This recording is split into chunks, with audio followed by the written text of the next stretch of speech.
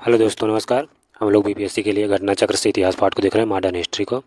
इसमें हम 180 तो प्रश्न देख चुके थे, 182वें से आज स्टार्ट करेंगे। इसके पहले वाली वीडियो जाके देख लीजिए, इसकी प्लेलिस्ट बना दिए हैं। और भूगोल और पॉलिटी पार्ट को भी हमने ख़त्म कर लिया घटना चक्र से। बीपीएससी के लिए वीडियो दी जा रही है दोस्तों, ज़्यादा से ज़्यादा सब्सक्राइब करें और ज़्यादा से ज़्यादा शेयर करें। अगर वीडियो में कोई कमी हो तो उसको कमेंट में बताएँ। चलिए स्टार्ट करते बिना देरी किए। गदर पार्टी की स्थापना कहाँ पर हुई थी? तो गदर पार्टी की स्थापना संयुक्त राज्य अमेरिका यानी अमेरिका में हुई थी। गदर पार्टी की स्थापना 21 अप्रैल 1913 को अमेरिका में किया गया। इसका मुख्यालय सैन फ्रांसिस्को अमेरिका में स्थित है। इसे अमेरिका एवं कनाडा में रह रहे भारतीयों के सहयोग से गठित किया गया था। किसने कहा था कि मैं जन स्वराज मेरा जन्मसिद्ध अधिकार और मैं इसे लेकर रहूँगा? तो इसे बाल गंगाधर तिलक ने कहा था। 1906 के बाद भारतीय राजनीति में कांग्रेस के भीतर उग्रवादी दल के उदय के साथ देश में क्रांतिकारी उग्रवादी दलों का आविर्भाव हुआ। 4 प्रमुख कांग्रेसी नेताओं बाल गंगाधर तिलक, लाला लाजपत राय, बिपिन चंद्र पाल, अरविंद घोष ने इस आंदोलन का नेतृत्व किया। इन नेताओं ने स्वराज प्राप्ति को अलग लक्ष्य बनाया। तिलक ने नारा दिया, स्वराज मेरा जन्मसिद्ध अधिकार है, मैं इसे लेकर रहूँगा। स्वराज मेरा जन्मसिद्ध अधिकार है, मैं इसे लेकर रहूँगा। इस वक्त तक को किसने दिया था? तो देखिए, बार बार प्रश्न आया है, ये बीपीएससी का फेवरेट प्रश्न है। तो इसका ऑप्शन हो जाएगा सी, बाल गंगाधर तिलक।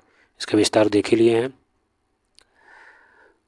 स्वराज आम जनता के लिए होना चाहिए, केवल वर्गों के लिए नहीं, के प्रसिद्ध सूक्त की घोषणा किसने की थी? तो यह श्री राजगोपालाचारी से संबंधित कथन है। श्री राजगोपालाचारी ने की मान्यता थी कि स्वराज जन सामान्य हेतु होना चाहिए, ना कि केवल कुलीन और अभिजात वर्ग के हेतु। इंडिया फॉर इंडियंस किताब किसने लिखी थी? तो यह CR दास ने लिखी थी। इंडिया फॉर इंडियंस CR दास ने लिखी थी। चलिए अगले प्रश्न चलते हैं, इसका विस्तार देख लें। भारतीय स्वतंत्रता आंदोलन के दौरान चर्चित पुस्तक इंडिया फॉर इंडियंस के लेखक चित्तरंजन दास यानी CR दास थे। अनहैप्पी इंडिया पुस्तक के लेखक कौन हैं? तो अनहैप्पी इंडिया पुस्तक के लेखक लाला लाजपत राय हैं। बहुत लोग गांधी मान लेते हैं, लेकिन गांधी गलत है। इसका option Lala Lajpat Rai, option C सही है। अनहैप्पी इंडिया के लेखक लाला लाजपत राय हैं। बाल गंगाधर तिलक ने केसरी और मराठा का और एनी बेसेंट ने कॉमनवेल्थ न्यू इंडिया पत्रों का संपादन किया था। निम्नलिखित में से किस नेता ने 1906 में कलकत्ता कांग्रेस अधिवेशन की अध्यक्षता की थी? तो यह दादा भाई नौरोजी ने की थी। दादा भाई नौरोजी कुल 3 बार कांग्रेस के अध्यक्ष हुए थे, 1986 और 1996 और 1896, 1886, 1896 और 1809 में। 1906 के कलकत्ता कांग्रेस अधिवेशन में अध्यक्ष पद को लेकर पार्टी में विभाजन की नौबत आ गई थी, लेकिन दादा भाई नौरोजी के अध्यक्ष बनने से संभावित विभाजन फिलहाल टल गया। दादा भाई नौरोजी को लगभग सभी राष्ट्रवादी एक सच्चा देशभक्त मानते थे। राजनीतिक विचारों से दादा भाई पूर्ण राजभक्त थे। वह समझते थे कि भारत में अंग्रेजी राज्य के से बहुत लाभ हुआ है। वह इस साहचर्य के सदा बने रहने में अभिरुचि रखते थे। राष्ट्रीय कांग्रेस के कलकत्ता अधिवेशन में पहली बार दादा भाई नौरोजी ने स्वराज की मांग रखी थी। किसने ऑल इंडिया मुस्लिम लीग की स्थापना की थी? तो नवाब सलीमुल्लाह खान ने की थी। अक्टूबर 1906 में आगा खां के नेतृत्व में मुस्लिमों के शिमला प्रतिनिधि मंडल ने एक ऐसी केंद्रीय मुस्लिम सभा बनाने का विचार किया जिसका उद्देश्य मुसलमानों के हितों का संरक्षण हो।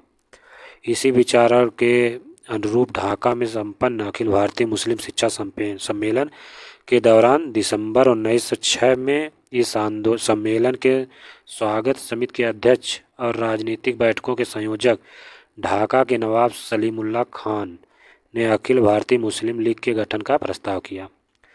56 सदस्यीय अस्थायी समिति का चयन किया गया। मोहसिन उल मुल्क वकारुल मुल्क को संयुक्त रूप से संगठन का सचिव नियुक्त किया गया। लखनऊ में मुस्लिम लीग का मुख्यालय बनाया गया आगा खां इसके प्रथम अध्यक्ष थे। मुस्लिम लीग के प्रथम अध्यक्ष आगा खान थे। चलिए अगले प्रश्न चलते हैं।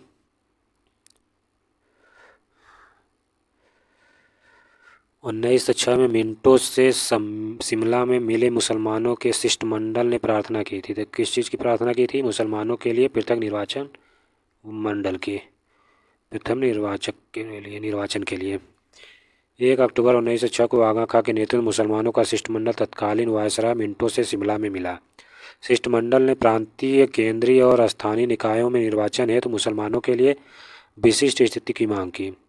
इस मांग के जवाब में मिंटो ने मुसलमानों को आश्वासन देते हुए कहा कि उनके राजनैतिक अधिकारों और हितों की रक्षा भारत में रक्षा की जाएगी। 191वां प्रश्न है, किस अधिवेशन में भारत में पृथक निर्वाचन मंडल का प्रारंभ हुआ? तो यह किस अधिनियम में? तो यह 1909, भारत परिषद अधिनियम 1909 में।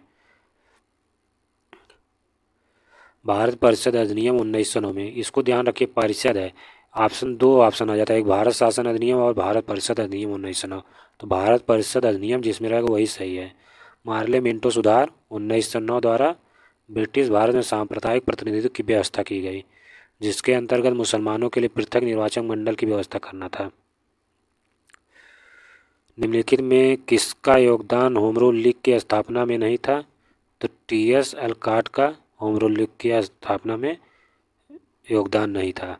टी.एस. एलकॉट होम रूल लीग से नहीं बल्कि थियोसॉफिकल सोसाइटी से संबद्ध थे। तिलक ने अप्रैल 1916 में, एनी बेसेंट ने सितंबर 1916 में होम रूल लीग की आरंभ किया था। एम सुब्रमण्यम अय्यर भी एनी बेसेंट के होम रूल लीग आंदोलन के स्थापना से संबद्ध हैं। किस अधिवेशन में होम रूल समर्थक अपने राजनीतिक शक्ति का सफलतापूर्वक प्रदर्शन कर सके? तो यह है कांग्रेस का 1916 का अधिवेशन।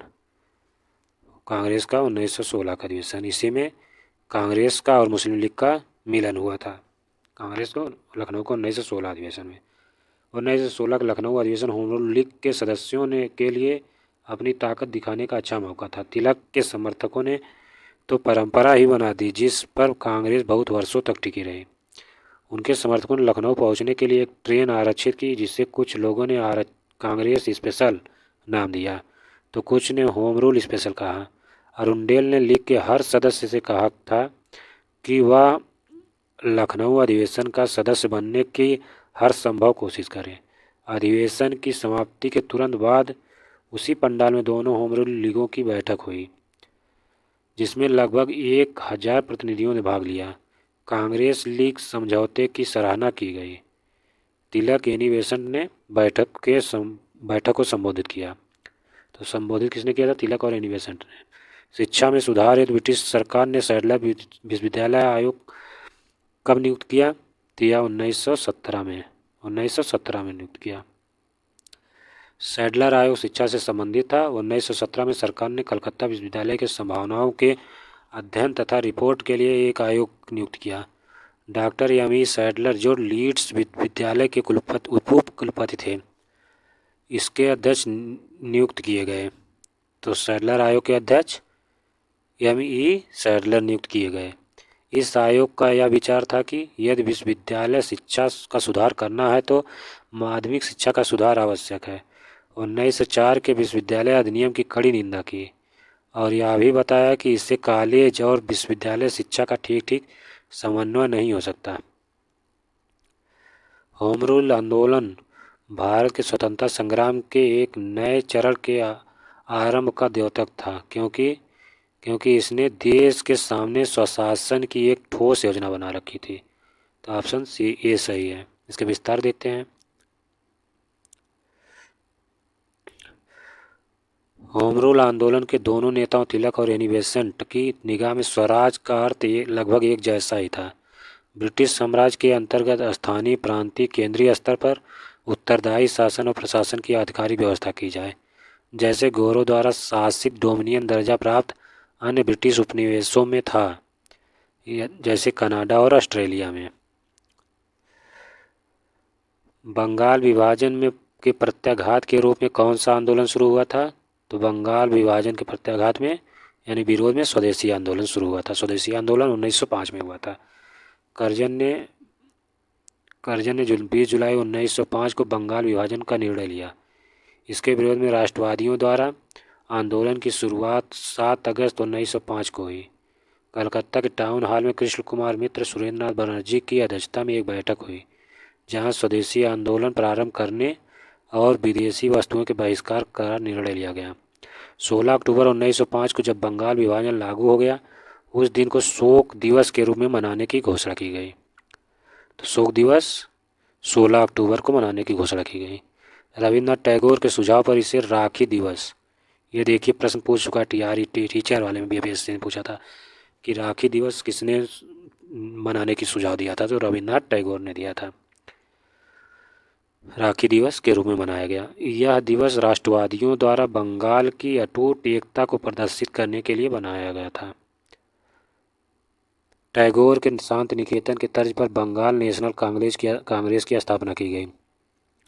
बहुत कम समय में पूरे देश में अनेक राष्ट्रीय विद्यालयों की स्थापना हो गई। अगस्त 1906 में राष्ट्रीय शिक्षा परिषद का गठन हुआ। स्वदेशी आंदोलन में आत्मनिर्भरता, आत्मशक्ति का नारा दिया। स्वावलंबन व आत्मनिर्भरता का प्रश्न राष्ट्रीय स्वाभिमान, आदर और आत्मविश्वास के साथ जुड़ा था।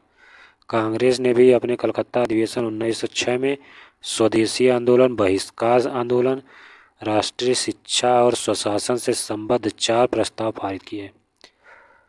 अतः यह स्पष्ट है कि बंगाल विभाजन के विरोध में राष्ट्रवादियों ने स्वदेशी, बहिष्कार, राष्ट्रीय शिक्षा, स्वशासन जैसे आंदोलन चलाए। 1920 के नागपुर अधिवेशन में CR दास ने गांधी जी के असहयोग प्रस्ताव को पेश किया। नोआखली काल में महात्मा गांधी के सचिव कौन थे? तो यह प्यारेलाल थे। नोआखली काल में प्यारेलाल महात्मा गांधी के सचिव थे। उनकी बहन डॉक्टर सुशीला नैयर गांधी जी की व्यक्तिगत चिकित्सक थी। प्यारेलाल ने गांधी जी के दांडी मार्च में भी महत्वपूर्ण भूमिका निभाई थी। चलिए अगले प्रश्न चलते हैं। दोस्तों हम जल्दी जल्दी देखना चाह रहे हैं, ज़्यादा टाइम नहीं लेने की ज़रूरत है। महात्मा गांधी का भारत में पहला सत्याग्रह कौन सा था? तो भारत में पहला सत्याग्रह चंपारण में था, बिहार में।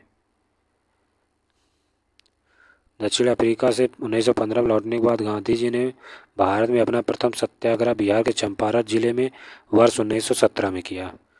चंपारण के एक किसान नेता राजकुमार शुक्ल ने गांधी जी से लखनऊ में भेंट की थी। जब लखनऊ समझौता 1916 में हुआ तो उसी समय राजकुमार शुक्ल आए थे गांधी जी को बुलाने के लिए। उसने चंपारण आने का आग्रह किया था। 19वीं सदी के आरंभ में गोरे बागान मालिकों ने चंपारण के किसानों से एक अनुबंध के आधार पर यह विनिश्चित कर लिया था कि उन्हें अपनी जमीन के 3/20वें भूभाग पर नील की खेती अनिवार्य है, जिसे तिनकठिया पद्धति के नाम से जाना जाता था। गोरे बागान मालिकों ने किसानों की मजबूरी का फायदा उठाकर उन्हें अनुबंध से मुक्त करने के लिए लगान एवं अन्य गैर कानूनी करों के दर मनमाने ढंग से बढ़ा दी। किसानों की इसी उत्पीड़न के विरोध में गांधी जी ने चंपारण सत्याग्रह प्रारंभ किया। किस कॉलेज में गांधी जी ने पढ़ाई की थी? तो श्यामल दास कॉलेज भावनगर में। श्यामल दास कॉलेज भावनगर। महात्मा गांधी भारत के स्वतंत्रता आंदोलन के एक प्रमुख नेता थे। इनकी प्रारंभिक शिक्षा पोरबंदर में संपन्न हुई। इन्होंने हाई स्कूल की शिक्षा राजकोट स्थित अल्फ्रेड हाई स्कूल से प्राप्त की थी। इसके उपरांत इन्होंने भावनगर स्थित श्यामल दास आर्ट कॉलेज में अपना नामांकन करवाया। उसके बाद उन्होंने यूनिवर्सिटी कॉलेज लंदन से विधि में पढ़ाई पूरी की, यानी वकालत की। कौन सा भारत में गांधी जी का प्रथम सत्याग्रह आंदोलन था जिसमें उन्होंने सविनय अवज्ञा आंदोलन का प्रयोग किया? तो यह चंपारण आंदोलन था। चंपारण आंदोलन के विस्तार से हम लोग देख ही चुके हैं। चलिए अगले प्रश्न में चलते हैं।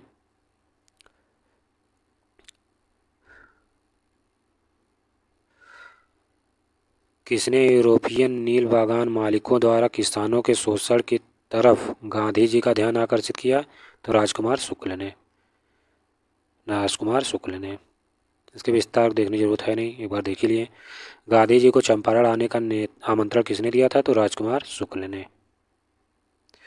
रिपीट किया पीपीएससी ने प्रश्न बहुत। चंपारण में इंडिगो यानी नील की खेती की दशा की ओर गांधी जी का ध्यान किसने आकर्षित किया था? तो राजकुमार शुक्ल ने। गांधी जी द्वारा भारत में पहली बार सत्याग्रह आंदोलन बिहार में कहाँ प्रारंभ हुआ? तो चंपारण में। ये प्रश्न बहुत फेवरेट है, बहुत बार रिपीट किया है। बिहार में कौन से स्थान से गांधी जी ने अपना प्रथम सत्याग्रह किया था? तो चंपारण से। अगले प्रश्न चलते हैं। चंपारण नील आंदोलन के राष्ट्रीय नेता कौन थे? तो महात्मा गांधी थे।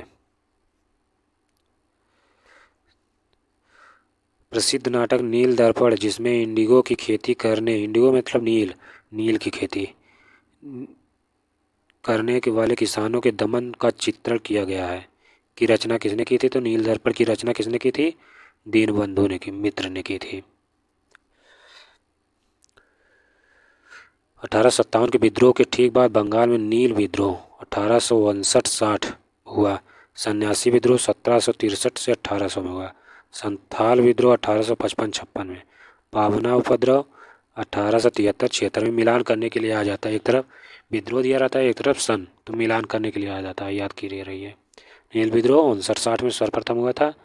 सन्यासी विद्रोह 1763 से 1800 में। संथाल विद्रोह 1855-56 में। पावना विद्रोह 1873-76 में। नील विद्रोह की शुरुआत बंगाल के नदिया जिले में के गोविंदपुर गांव से हुई थी। एक नील उत्पादक के दो भूतपूर्व कर्मचारियों दिगंबर विश्वास और विष्णु विश्वास के नेतृत्व में वहाँ के किसान एकजुट हुए तथा उन्होंने नील की खेती बंद कर दी। यह नील आंदोलन के इतिहास में अपनी मांगों को लेकर किए गए आंदोलनों में सर्वाधिक व्यापक और जुझारू विद्रोह था।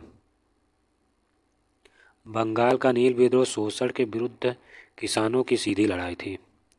बंगाल के वे काश्तकार जो अपने खेतों में चावल की खेती करना चाहते थे, उन्हें यूरोपीय नील बागान मालिक नील की खेती करने के लिए मजबूर करते थे। नील की खेती से इनकार करने वाले किसान को नील बागान मालिकों के दमन चक्र का सामना करना पड़ता था। सितंबर 1859 में उत्पीड़ित किसानों ने अपने खेतों में नील न उगाने का निर्णय लिया। 1860 तक नील आंदोलन नदिया, पावना, खुलना, ढाका, मालदा, दिनाजपुर आदि क्षेत्रों में फैल गया। किसानों की एकजुटता के कारण बंगाल में 1860 तक सभी नील कारखाने बंद हो गए। बंगाल के बुद्धिजीवी वर्ग में ने कि अखबारों में अपने लेखों द्वारा तथा जन सभाओं के माध्यम से इस विद्रोह के प्रति अपने समर्थन को व्यक्त किया। इसमें हिंदू पैट्रियाट के संपादक हरिश्चंद्र मुखर्जी की विशेष भूमिका रही। नील बागान मालिकों के अत्याचारों का खुला चित्रण दीनबंधु मित्र ने नील दर्पण में किया। चलिए अगले प्रश्न चलते हैं। किस सत्याग्रह आंदोलन में गांधी जी ने प्रत्यक्ष रूप से भाग नहीं लिया था? तो बायकॉम सत्याग्रह में।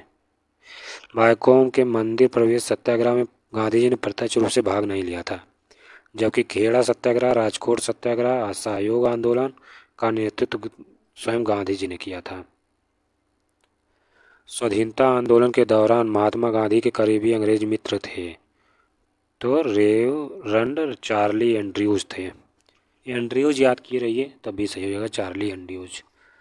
चार्ली एंड्रयूज दीनबंधु एंड्रयूज जिसे कहा जाता था। सेंट स्टीफन कॉलेज दिल्ली में प्राध्यापक थे। भारतीयों से इनका गहरा लगाव था और हर तरह से भारतीय बनना चाहते थे। रविन्द्रनाथ टैगोर, गोपाल कृष्ण गोखले, महात्मा गांधी से इनके घनिष्ठ संबंध थे। ये दक्षिण अफ्रीका के फिनिक्स आश्रम में गांधी जी के साथ रहे। गांधी जी ने ही गरीबों के प्रति इनकी निरंतर चिंता को देखते हुए उन्हें दीनबंधु की उपाधि से सम्मानित किया था। एंड्रयूज 1925 और 1927 में ऑल इंडिया ट्रेड यूनियन के अध्यक्ष भी रहे। गोलमेज सम्मेलन में भाग लेने के लिए वह गांधी जी के साथ लंदन गए थे। अंत्योदय कार्यक्रम का उद्देश्य था तो अंत्योदय कार्यक्रम का उद्देश्य गरीबों में सबसे गरीब की सहायता करना। अंत्योदय कार्यक्रम का उद्देश्य गरीबों में सबसे गरीब की सहायता करना। इस कार्यक्रम का विचार सर्वप्रथम महात्मा गांधी द्वारा प्रस्तुत किया गया। इस संदर्भ में गांधी जी जॉन रस्किन की पुस्तक the unto the last से प्रभावित थे। ये भी प्रश्न पूछता है कि गांधी जी जॉन रस्किन की किस पुस्तक से प्रभावित थे, तो अन टू द लास्ट से। 1917 में महात्मा गांधी ने गांधी जी द्वारा चलाए गए सत्याग्रह में किसने हिस्सा लिया था, तो औद्योगिक कर्मी ने। चंपारण के सफलता के बाद गांधी का अलग प्रयोग 1918 में, अगला प्रयोग 1918 में अहमदाबाद के एक कॉटन टेक्सटाइल मिल में मिल मालिकों और मजदूरों के बीच बोनस बढ़ाने को लेकर चल रहे विवाद में हस्तक्षेप करना था। यह विवाद प्लेग बोनस को लेकर था। प्लेग का प्रकोप खत्म होने के बाद मालिकों ने इसे समाप्त करना चाहते थे, जबकि मजदूर इसे बरकरार रखने की मांग कर रहे थे। उत्पादन लागत, मुनाफा और मजदूरों के जीवन निर्वाह खर्च का गहराई से अध्ययन करने के बाद गांधी जी ने घोषणा की मजदूरों को 35% बोनस मिलना चाहिए। मिल मालिकों द्वारा गठित ट्रिब्यूनल ने इस बात को मान ली। तो उस समय कौन सी गठित टीम हुई, तो ट्रिब्यूनल एक ट्रिब्यूनल गठित की गई। निम्न उद्योगपतियों से कौन से व्यक्ति लंबे समय तक AICC के खजांची रहे तथा सन 1930 में जेल भी गए, तो यह थे जमनालाल बजाज। सेठ जमनालाल बजाज गांधी जी के निकट सहयोगियों में से थे। वे भारतीय राष्ट्रीय कांग्रेस के कोषाध्यक्ष थे। 1930 में जेल गए। वह ब्रिटिश सरकार द्वारा राय बहादुर की पदवी त्याग कर 1921 में असहयोग आंदोलन में भाग लिए। महात्मा गांधी ने सर्वप्रथम किस आंदोलन में भाग लिया था, तो सर्वप्रथम चंपारण आंदोलन में भाग लिया था। चंपारण तो एकदम धुआं धुआं कर दिया है दे देकर। गांधी जी का चंपारण सत्याग्रह किससे जुड़ा था, तो तिनकठिया से जुड़ा था। 1917 में हुआ था। 3/20 भाग को लेकर। बिहार में तिनकठिया पद्धति में नील की खेती के लिए भूमि का कितना भाग उमानत रखा गया था, तो 3/20 भाग। चंपारण आंदोलन से कौन संबंधित नहीं था, तो चंपारण आंदोलन से जयप्रकाश नारायण नहीं संबंधित थे।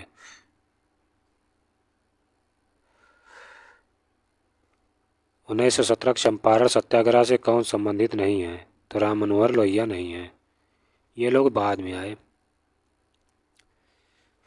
अखिल भारतीय किसान सभा के प्रथम सत्र की अध्यक्षता किसने की थी, तो स्वामी शाहजानंद ने। तो ये बहुत इंपॉर्टेंट प्रश्न है, ये आ सकता है। किसान सभा का प्रथम सत्र की अध्यक्षता किसने की थी, स्वामी शाहजानंद ने। अप्रैल 1936 में लखनऊ में अखिल भारतीय किसान कांग्रेस की स्थापना हुई, जिसका नाम बदलकर अखिल भारतीय किसान सभा कर दिया गया। बिहार प्रांतीय किसान सभा के लड़ाकू स्वामी शाहजानंद सरस्वती के इसके अध्यक्ष थे और आंध्र प्रदेश में किसान आंदोलन के अगुवा तथा कृषि क्षेत्र के समस्याओं के विद्वान NG रंगा महासचिव चुने गए। तो इसके अध्यक्ष स्वामी शाहजानंद सरस्वती थे और सचिव NG रंगा राव थे। फैजपुर में कांग्रेस सत्र के साथ अखिल भारतीय किसान कांग्रेस का भी दूसरा सत्र चला, जिसकी अध्यक्षता किसने की थी, तो फैजपुर की अध्यक्षता NG रंगा ने की थी। बम्बई में अखिल भारतीय व्यापार संघ की स्थापना कब हुई, तो स्थापना 1920 में हुई। MN Joshi, Joseph Baptista, Lala Lajpat Rai के प्रयासों से अखिल भारतीय व्यापार संघ कांग्रेस तथा या Akhil Bharatiya trade union Congress AITUC की स्थापना बम्बई में 31 अक्टूबर 1920 को हुई। जमनालाल बजाज इसके अध्यक्ष थे। तो जमनालाल बजाज इसके अध्यक्ष थे। दीवान चमनलाल अध्यक्ष और दीवान थे जमनालाल बजाज, और चमनलाल इसके महासचिव थे।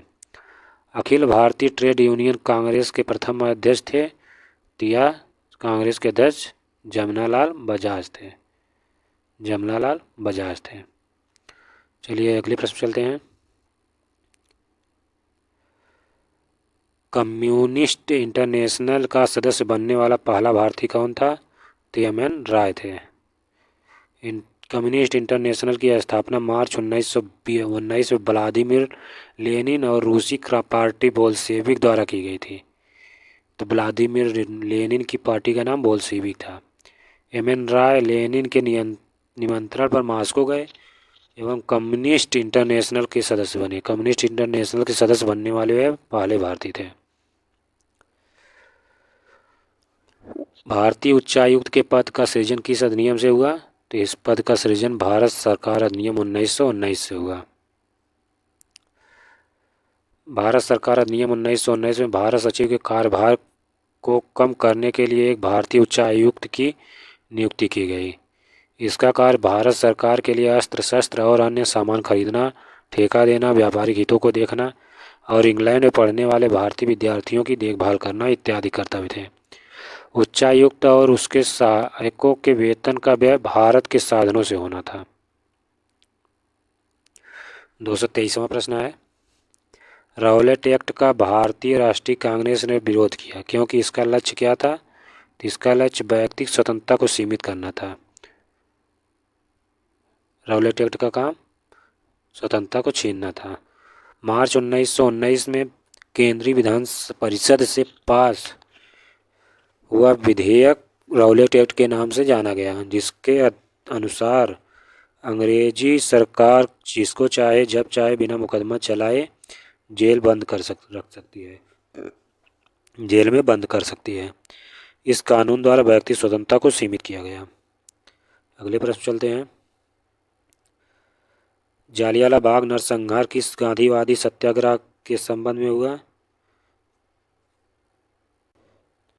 तो गांधीवादी सत्याग्रह राउलेट एक्ट के संबंध में हुआ था। चलिए अगले प्रश्न चलते हैं, इसके विस्तार देख लेते हैं। पहले अखिल भारतीय राजनीति में गांधी जी पहला साहसिक कदम राउलेट एक्ट के विरुद्ध सत्याग्रह था। राउलेट एक्ट मार्च 1919 में लागू किया गया था, जिसके विरुद्ध गांधी जी ने 6 अप्रैल 1919 को देशव्यापी हड़ताल का आयोजन कराया था।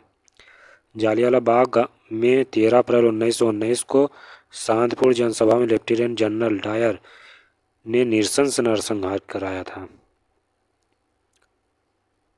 राउलेट एक्ट भारत में लागू किया गया था या 1919 में लागू किया गया था। भारत में बढ़ रही क्रांतिकारी गतिविधियों को कुचलने के लिए सरकार ने 1917 में न्यायाधीश सिडनी राउलेट की अध्यक्षता में एक समिति गठित की, जिसका उद्देश्य आतंकवाद को कुचलने के लिए एक प्रभावी योजना का निर्माण करना था। इसके सुझावों पर मार्च 1919 में पारित राउलेट एक्ट के नाम से जाना गया। यह विधेयक राउलेट एक्ट अधिनियम के द्वारा अंग्रेजी सरकार जिसको चाहे जब चाहे बिना मुकदमा चलाए जेल में बंद रख सकती थी। इसलिए इस कानून को बिना वकील, बिना अपील, बिना दलील का कानून कहा गया। जालियांवाला बाग में प्रदर्शन के लिए क्यों लोग जमा हुए थे? तो सैफुद्दीन किचलू और सत्यपाल की बंदी बनाने के विरोध के प्रदर्शन में। राउलेट एक्ट के बढ़ते विरोध के देखते हुए सरकार ने गांधी जी तथा कुछ अन्य नेताओं पंजाब के प्रवेश पर प्रतिबंध लगा दिया। इससे वहां की जनता का आक्रोश बढ़ गया। यह आक्रोश तब और बढ़ गया जब पंजाब के दो लोकप्रिय नेता डॉक्टर सतपाल और डॉक्टर सैफुद्दीन किचलू का नाम सैफुद्दीन किचलू था, सरफुद्दीन किचलू गिरफ्तार कर लिया गया। इस गिरफ्तारी और राउलेट एक्ट का विरोध करने के लिए लोगों ने अमृतसर के जालियांवाला बाग में एक विशाल सभा का आयोजन किया। इसी बाग में 13 अप्रैल 1919 में शांतिपूर्ण जनसभा में जनरल डायर ने नृशंस नरसंहार करवाया। 227वां प्रश्न है, रविन्द्रनाथ टैगोर ने अपनी नाइटहुड उपाधि किस कारण से त्याग दी? यह जालियांवाला बाग हत्याकांड के विरोध में। 13 अप्रैल 1919 को जालियांवाला बाग नरसंहार के हृदय विदारक घटना के बाद रविन्द्रनाथ टैगोर ने ब्रिटिश सरकार द्वारा प्रदान नाइटहुड की उपाधि लौटा दी थी। टैगोर ने कहा, समय आ गया है जब सम्मान के तमगे अपमान के बेतुके संदर्भ में हमारे कलंक को सुस्पष्ट कर देते हैं। जहाँ तक मेरा प्रश्न है, मैं सभी विशेष उपाधियों से रहित होकर अपने देशवासियों के साथ खड़ा होना चाहता हूँ। 228वां प्रश्न है, लंदन में 13 अप्रैल 1940 को सर माइकल लो डायर को गोली किसने मारा था? तो यह उधम सिंह ने मारा था। मार्च 1940 में पंजाब के क्रांतिकारी नेता उधम सिंह ने जालियांवाला बाग के नरसंहार का बदला लेने के लिए इस हत्याकांड के समय पंजाब के लेफ्टिनेंट गवर्नर रहे सर माइकल फ्रांसिस ओडायर की लंदन में हत्या कर दी थी, जिसके लिए उन्हें गिरफ्तार कर मृत्युदंड दे दिया गया। 1919 में भारतीय इतिहास से संबंधित है, तो 1919 यह जालियांवाला बाग त्रासदी से संबंधित है। चलिए अगले प्रश्न चलते हैं। अमृतसर के जालियांवाला बाग में भीड़ का दमन हुआ था, तो यह 13 अप्रैल 1919 को है। इसके विस्तार देख लेते हैं। विस्तार वही जालियांवाला बाग के बारे में है। दोस्तों 230 प्रश्न तक हो गया है। ये वीडियो लंबी हो जाएगी दोस्तों, यहीं तक रहने देते हैं। अगली क्लास में आगे चलेंगे 231वें प्रश्न से। दोस्तों वीडियो को सब्सक्राइब करें, ज़्यादा से ज़्यादा शेयर करें। जय हिंद दोस्तों।